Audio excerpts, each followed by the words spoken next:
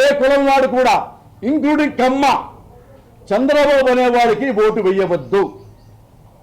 అతను ఒక పెద్ద దొంగ, అబద్ధాల మనిషి, అవినీతి పరుడు, ఇంత కూడా విలువలు లేకుండా బతుకుతున్న మనిషి.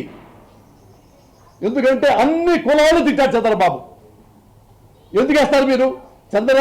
చంద్రబాబు గారికి ఎవరైనా ఓటు వేస్తే అది కమ్మ రాజ్యానికి ఓటేసినట్టే, కమ్మ కులానికి మాత్రమే ఓటేసినట్టు, కమ్మ దేశానికి మాత్రమే ఓటేసినట్టు.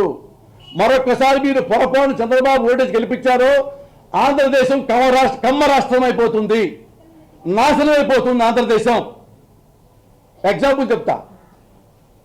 నేను ఒకప్పుడు ఎమ్మెల్యే నుంచున్నా చిలకలూరుపేటలో. మీకు తెలుసు, మీకు ఆల్రెడీ చెప్పా.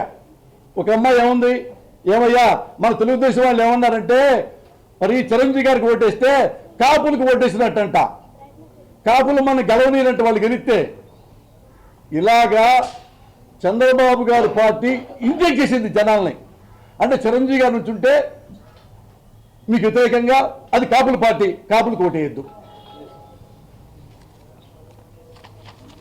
అలాగే ఏ కులమైనా సరే ఎందుకు ఓటేయద్దు అంటున్నానంటే, ఏ కులాన్ని తిట్టుకుంటూ వదిలిపెట్టావు? ఆ రోజు చిరంజీవి గారు నుంచున్నారు.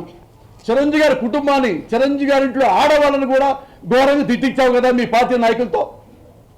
ఈరోజు పవన్ కళ్యాణ్, కేవలం పవన్ కళ్యాణ్ వల్లే కదా లాస్ట్ టైం నువ్వు గెలిచావు చంద్రబాబు నాయుడు గారు.